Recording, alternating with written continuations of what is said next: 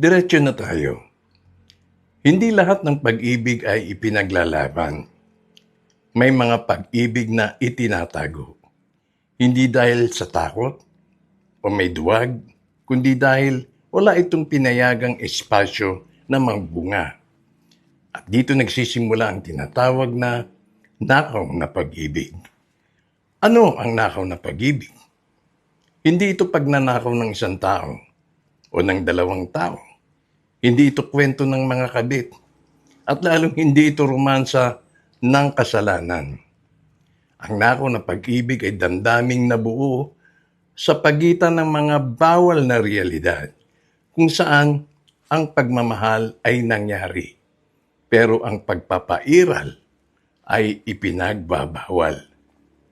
Paano nga ba nabubuo ang nakaw na pag-ibig? Hindi ito pinaplano, hindi hinahanap, madalas ganito ito nagsisimula.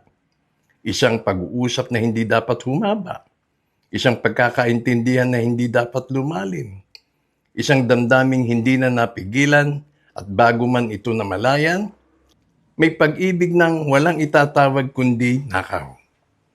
Ang tunay na kasalanan. Sa mata ng lipunan may kasalanan agad. Pero sa loob ng damdamin, ang kasalanan ay hindi ang pagmamahal, kundi ang pagtatago nito. Dahil ang pag-ibig na kailangang itago ay pag-ibig na walang karapatang sumibol.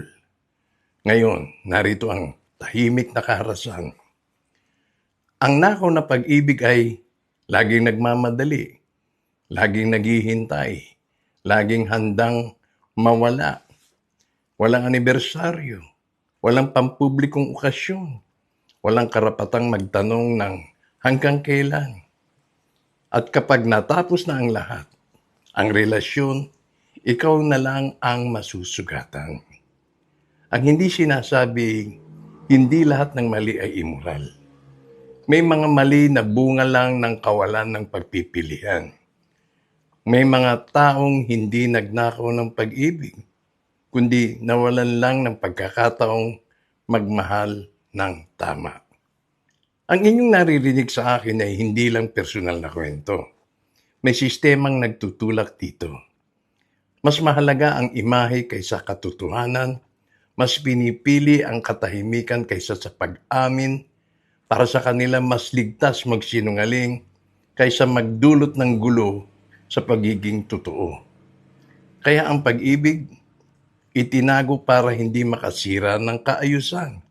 Yan ay katotohanang nararamdaman, nararanasan. Sa bandang huli, itong aking mga sinasabi hindi paghatol.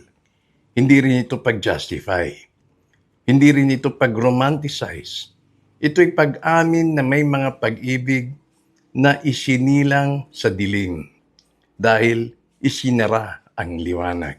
At minsan, ang tinatawag na nakaw na pag-ibig ay buhay na gustong mabuhay. Ngayon, ang tunay na trahedya ng nakaw na pag-ibig ay hindi dahil sa ito'y mali, kundi dahil sa ito'y hindi kailanman kinikilala.